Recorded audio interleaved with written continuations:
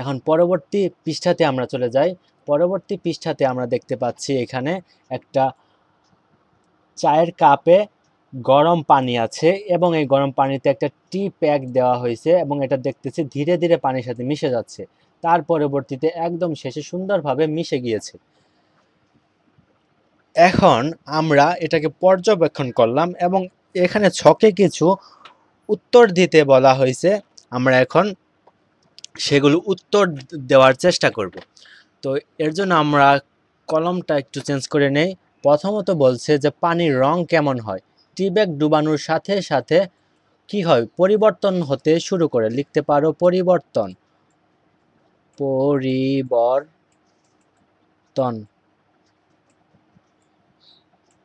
হতে কি করে শুরু করে। আমি নিচে লিখে দিচ্ছি, পরিবর্তন হতে শুরু করে। তার পরবর্তীতে বলা হয়েছে যে 1 মিনিট পরে কি হয়। 1 মিনিট পরে হয় কি, যখন 1 মিনিট হয়ে গেল তখন কি হবে, তখন আংশিক মিশ্রিত হয়। বলবো যে আংশিক মিশ্রিত হয়। আংশিক, এখানে একটা আকার হবে, আংশিক মিশ্রিত হয়। তোমরা এটা, আমি তো তোমার বলতেছি, তোমরা তো বলাটা শুনে লিখতে পারবে, তবু আমি লেখার চেষ্টা করতেছি। এবং 2 মিনিট পরে কি হয়, আমরা লিখবো যে 2 মিনিট পরে হয় যে প্রায় পুরোপুরি মিশে যায়। এখন আমরা লিখবো প্রায় পুরোপুরি মিশে যায়। এখানে লিখি, ছোট করে লিখতে হবে কারণ এখানে জায়গার সংকট। প্রায় পুরোপুরি মিশে যায়, প্রায় পুরোপুরি মিশে যায়, প্রায় পুরোপুরি মিশে যায়। এখন আমরা দেখব 5 মিনিট পরে কি হয়। তাহলে আমরা এই লেখাগুলো, তোমরা তো অবশ্যই আমার কথা শুনে লিখে ফেলতে পারছো। এখন আমরা এই লেখাগুলো মুছে ফেলি। তো 5 মিনিট পরে কি হয়, আমরা দেখলাম যে 5 মিনিট পরে কি হয়, সম্পূর্ণ মিশে যায়, সম্পূর্ণ মিশে যায়। এখন তোমাদের কাছে আমার প্রশ্ন যে এটা কেন মিশে গেল, সম্পূর্ণ মিশে যায়। প্রশ্ন হলো কেন মিশে যায়, এমন কোন ঘটনা ঘটে যেটার কারণে এইখানে মিশে যায়। তোমাদের জন্য একটা প্রশ্ন রাখলাম, তোমরা অবশ্যই প্রশ্নের উত্তরটা দিবা। সেটা হলো কেন মিশে যায়, কেন মিশে যায়, এটা হলো আমার প্রশ্ন। যে কেন এই যে পানির সাথে এইখানে মিশে গেল, এখানে কি ঘটেছে। তার পরবর্তীতে আমরা এখন এই অংশটুকু দেখব, যেই অংশটুকুতে বলা হয়েছে যে একটা বেলুন। আমি কিন্তু এই যে এই লেখাগুলো পড়তেছি না, এই কারণে যে আমি চাচ্ছি না তোমাদের সময় নষ্ট হোক। সম্পূর্ণ অংশ আমি পড়ার তেমন একটা প্রয়োজন মনে করতেছি না। মনে হচ্ছে যে এই অংশটুকু পড়লে তোমাদের সময় অযথা নষ্ট হবে। তোমরা তো শুধুমাত্র এই ছকটুকু দেখার জন্য ভিডিওতে ক্লিক করেছো, তাই আমি চাচ্ছি যে তোমাদের শুধু আমি ছকের উত্তরগুলো দেই। আমি তো, আর তোমরা কিন্তু এই অংশগুলো, অর্থাৎ এই যে লেখার যে অংশগুলো আছে, এই লেখার যে অংশগুলো আছে সেই অংশ কিন্তু অবশ্যই পড়ে নেবে, না হলে কিন্তু তোমরা কিছুই বুঝতে পারবে না। এবং এই অংশগুলো পড়ে তারপরে এই উত্তরগুলো দেখবে। আচ্ছা, বলা হয়েছে বেলুনে বাতাস বের হওয়ার গতি ধীর না দ্রুত, নাই তো ধীরে, একটা কিছু হবে। কারণটা ব্যাখ্যা করতে বলা হয়েছে। যদি সাধারণ অবস্থায় বেলুন ফুটালে, অর্থাৎ একটা বেলুন ফুলানো হলো বাতাস দিয়ে, যদি সেটাকে একটা সুই দিয়ে ফুটানো হয় তাহলে কি হবে, অবশ্যই দ্রুত ফুটে যাবে। আমরা কলমটা নিতে পারি, অবশ্যই কি হবে, এই যে দ্রুত ফুটে যাবে। আমরা লিখি দ্রুত ফুটে যাবে। আচ্ছা, দ্রুত। এখন কারণটা আমাদের ব্যাখ্যা করতে হবে। কারণটা ব্যাখ্যার আগে আবার বলি তোমাদেরকে, যারা এখনো আমাদের চ্যানেলটি সাবস্ক্রাইব করোনি অবশ্যই চ্যানেলটি সাবস্ক্রাইব করে দিও, যাতে তোমরা পরবর্তী সকল ভিডিও তোমরা সহজে পেয়ে যাও। এখন আমরা কারণটা দেখব যে কি কারণে আসলে এমন ঘটনাটা ঘটে। এখানে কারণটা আমি লিখে রাখার চেষ্টা করছি। এই অংশটাকে একটু বড় করতে পারি, উপরের দিকে একটু বড় করতে পারি, নিচের দিকেও একটু বাড়ানো যেতে পারে।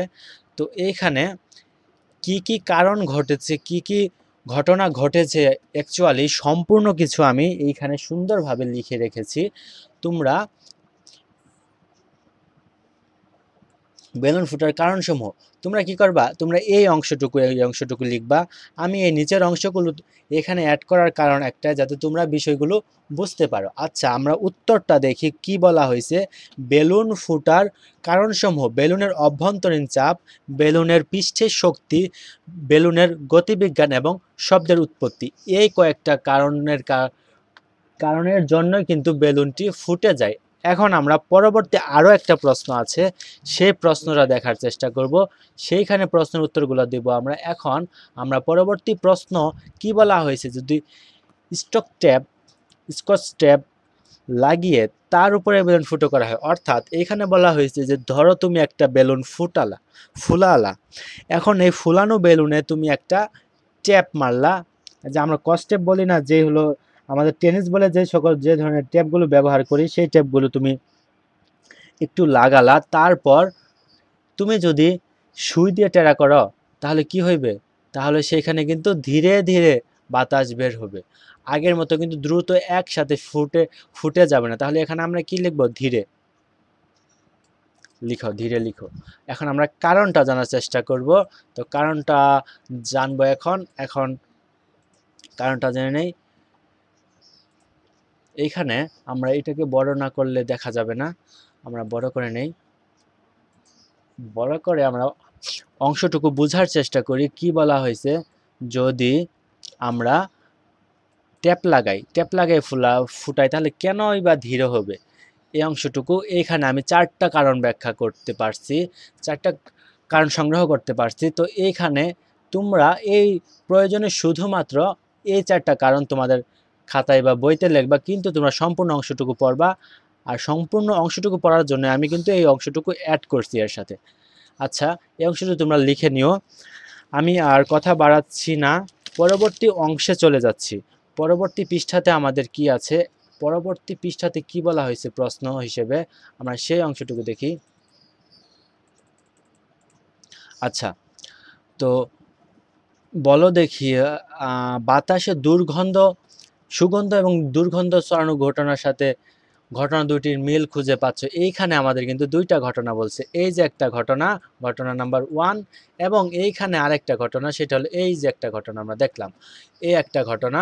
তো এই যে ঘটনাগুলো দেখলাম, এই ঘটনাগুলো সাথে কিসের সম্পর্ক রয়েছে? অবশ্যই ব্যাপনের সম্পর্ক রয়েছে। আমরা জানি ব্যাপন কি। ব্যাপন হলো উচ্চ ঘনমাত্রা থেকে নিম্ন ঘনমাত্রার কোনো অঞ্চলে ছড়িয়ে পড়ার ঘটনা। যেই ঘটনার কারণে কিন্তু আমরা দেখি কোনো একটা ঘরের ভিতর কোনো একটা আতরের শিশির মুখ খুলে রাখা হলে সারা ঘরে সুগন্ধ ছড়িয়ে পড়ে। এখানে কিন্তু আমরা ব্যাপনের ঘটনা দেখতে পাই। আমাদের প্রশ্নে বলা হয়েছে যে সুগন্ধ এবং দুর্গন্ধ ছড়ানোর সাথে 2টি ঘটনার মিল খুঁজে পাওয়া যায়।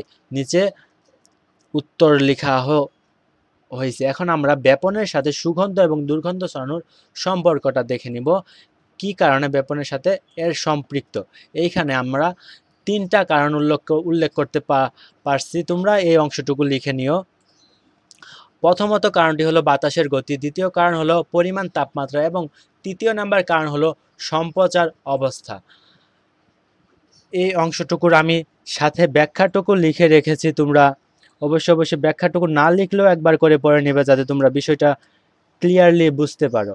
আর আজকের মতো এই ভিডিওটা এখানে শেষ করতে চাচ্ছি, কারণ ভিডিওটা অনেক বড় হয়ে যাচ্ছে। পরবর্তী ক্লাসে আমরা যে পরের অংশগুলো আছে, অর্থাৎ এইখানে আমরা দেখতে পাচ্ছি রাদারফোর্ডের পরমাণু বিন্যাস, বুরের পরমাণু বিন্যাস এবং এদের মধ্যে পার্থক্য, এটা আমরা পরবর্তী ভিডিও দেখবো ইনশাল্লাহ। তো আজকের মতো ভিডিওটা এই পর্যন্তই। সবাই ভালো থাকো, সুস্থ থাকো। আসসালামু আলাইকুম। অবশ্যই চ্যানেলটা সাবস্ক্রাইব করে দিও।